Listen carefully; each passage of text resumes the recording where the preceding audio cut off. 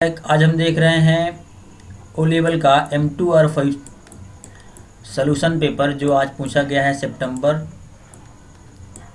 14 को।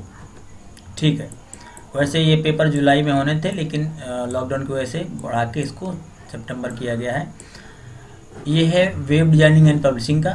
तो पहला क्वेश्चन से पूछा गया है मार्कअप टैग वेब ब्राउज़र को बताते हैं। क्या बताते हैं?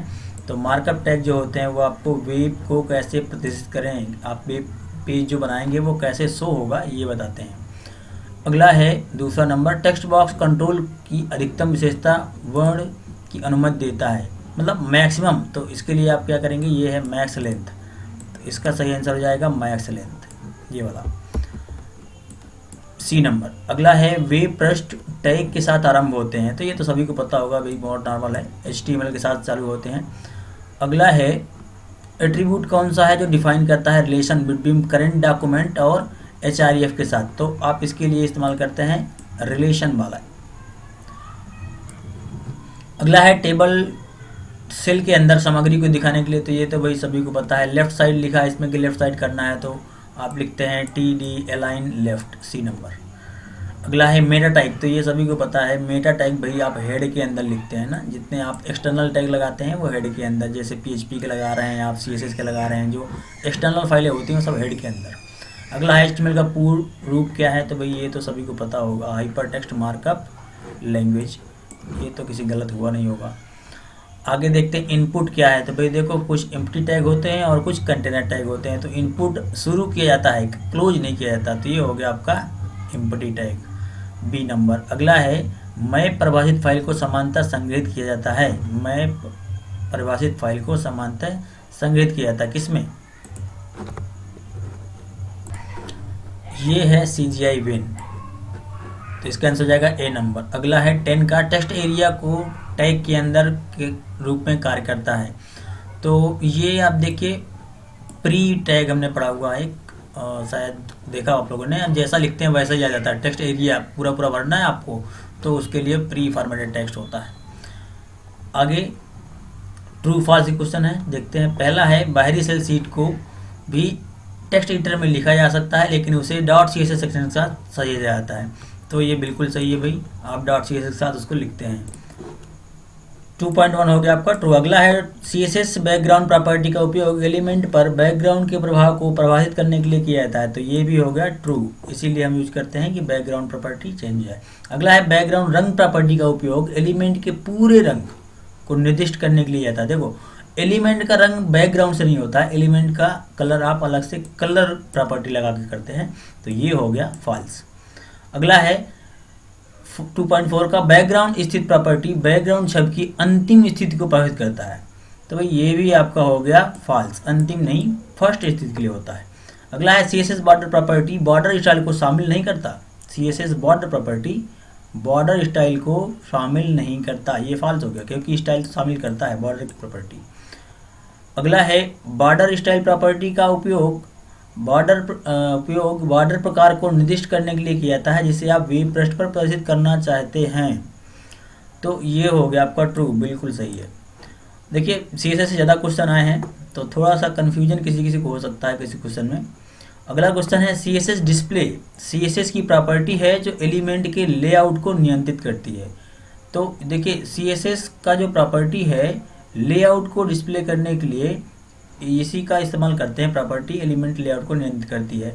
ये हो जाएगा ट्रू आपका। अगला है नन वैल्यू एलिमेंट के पेज को पूर्णतः हटा देती है।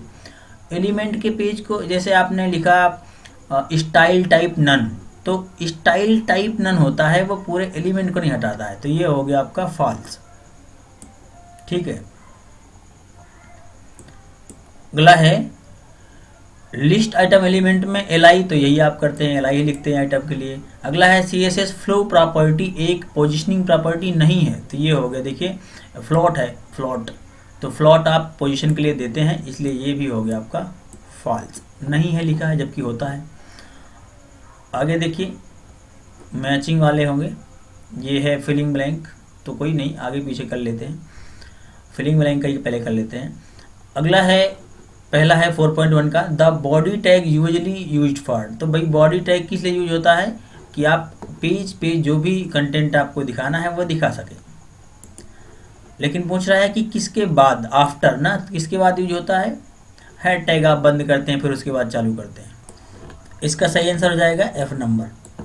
लेकिन आपका सीक्वेंस ना बदले इसके लिए हम पहले थर्ड वाले ही कर लेते हैं। 3.1 का क्वेश्चन है HTTP। तो HTTP क्या है पहले ये देखिए आप, यहाँ पर मैच करेंगे ऑप्शन से। तो ऐसा क्या लिखा है यहाँ पर, तो एक फुल फॉर्म ही लिखा हुआ है HTTP hyper text protocol transfer protocol. तो ये हो गया आपका आई नंबर। तो HTTP का हो गया आपका आई नंबर। अगला है CSS। तो CSS देखिए ई नंबर पे यहाँ लिखा हुआ है डायरेक्टली। CSS का फुल फॉर्म बहुत सिंपल है, ये तो काफ़ी लोगों का अच्छा बन गया होगा पेपर। अगला है 3.3 का H1 से H6, ये हेडिंग है। तो कहीं ऑप्शन में लिखा होगा हेडिंग वगैरह, ये देखिए J नंबर पे लिखा हुआ है हेडिंग। तो ये हो गए आपके सभी हेडिंग्स, J हो जाएगा इसका। अगला है एम्प्टी टैग। एम्प्टी टैग यहाँ पर देखते हैं कौन सा है, photo tool, markup standard, creative function. Empty tag यहाँ पर हेडिंग मैक्स लेंथ।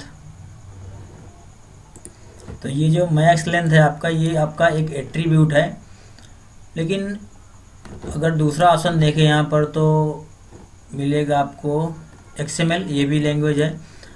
जो एम्प्टी टैग है वो इस पे भी यूज किए जाते हैं। तो टैग्स मतलब कई सारे टैग की बात कर रहा है, और यहाँ पर अगर हम इस पे मैच करते हैं मैक्स लेंथ पे, तो ये एक ही टैग है और वो भी वो टैग नहीं है, एट्रीब्यूट है। इसलिए इसका आंसर आप करेंगे XML। तो इसका आंसर हो जाएगा C नंबर।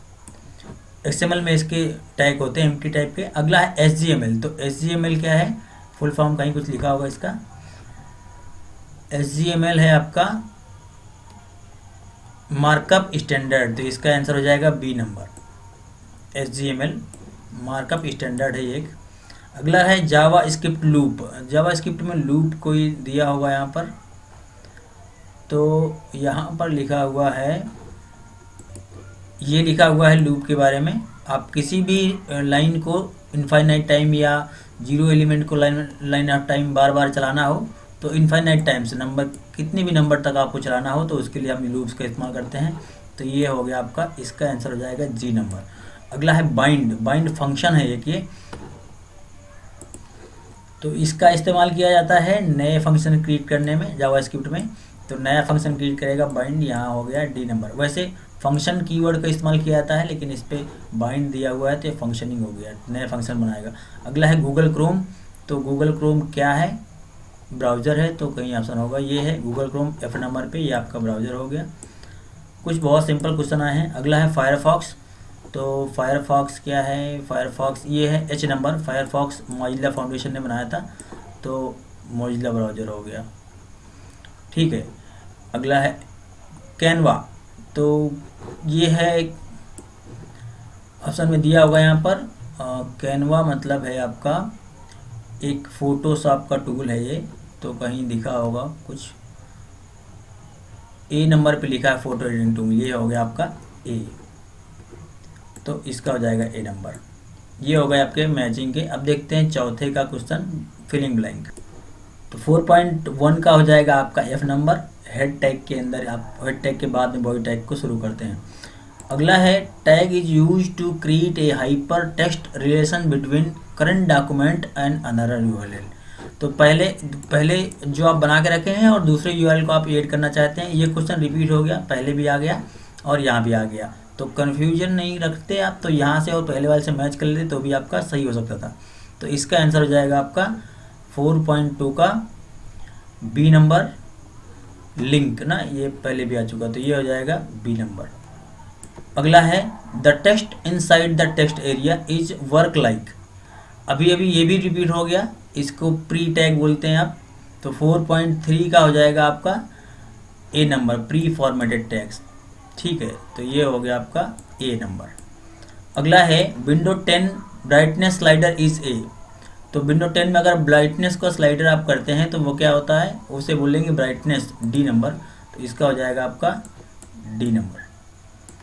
अगला है tag which allow you to rest of HTML tag with in the description is. किसी के डिस्क्रिप्शन के अंदर आपको जो टैग अलाउ करता है वो कौन सा है, तो ये हो जाएगा आपका कैप्शन टैग, ठीक है। कैप्शन टैग आप एड करते हैं तो इसका हो जाएगा आपका J नंबर।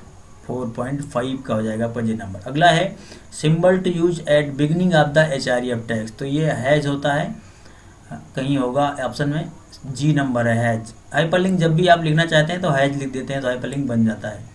अगला है define the syntax of the markup in HTML, तो HTML में मार्कअप के लिए क्या कौन सिंटैक्स इस्तेमाल होता है, तो ये है आपका DTD, ये मार्कअप के लिए इस्तेमाल होता है, तो ये इसका हो जाएगा आपका के नंबर 4.7 का।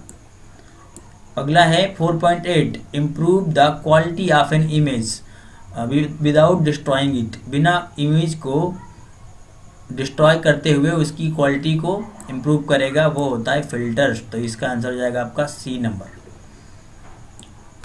अगला है 4.9 का क्रिएट पुश बटन, तो पुश बटन कौन क्रिएट करता है, इसका हो जाएगा आपका ई नंबर, रीसेट है ना, आप रीसेट कर दे तो फिर से आप भर सकते हैं पूरा, तो ये हो जाएगा आपका पुश बटन, तो ये इसका हो जाएगा आंसर आपका ई वाला। अगला है 10 का is an application layer protocol that work on request and response, तो ये भाई सबको पता होगा, HTTP कहीं लिखा होगा, ये है H नंबर का, तो इसका हो जाएगा HTTP 4.10 का। अब इसके लॉन्ग भी आए होंगे तो लॉन्ग भी इसके देख लेते हैं हम क्या पूछा गया है। भाग 2 पे पहला है स्टाइल शीट क्या है, ये बिल्कुल सिंपल है, वेब पेज पे CSS की शैली लागू करने के 3 तरीके बताने हैं आपको ना, इनलाइन और एक्सटर्नल और इंटरनल। अगला सूडो क्लासेस क्या हैं, इसके बाद अगला क्वेश्चन है 6 का CSS पैडिंग प्रॉपर्टी बतानी है आपको, वेब पेज डिज़ाइन के सिद्धांत बताने हैं, और फॉर्म एलिमेंट क्या है इसके बारे में बताना है। और आगे क्वेश्चन है 7वां एंगुलर JS एक्सप्रेशन क्या है, सिंपल क्वेश्चन आए हैं। मेटा सर्जन क्या है, फोटो एडिटिंग ट्रांसफॉर्म टूल क्या है, वेब होस्टिंग क्या है, डॉक्यूमेंट इंटरचेंज स्टैंडर्ड क्या है, इस तरह से क्वेश्चन पूछे गए हैं। इसको डिस्क्रिप्शन बॉक्स में जाके डाउनलोड कर सकते हैं। किसी भी क्वेश्चन पर डाउट होने पर आप हमें कमेंट करें, और आपने कितने सही किए हैं वो हमें कमेंट के द्वारा बताएं। इसके अलावा आपको जो पहले पेपर हुआ है और जो इसके बाद होंगे वो सभी पेपर आपको सॉल्यूशन प्रोवाइड किया जाएगा। पिछले साल जो पेपर हुए उनके भी सॉल्यूशन प्रोवाइड किए गए हैं। तो आज के लिए इतना ही, मिलते हैं हमारे अगले वीडियो में, तब तक के लिए thank you, keep watching, keep learning.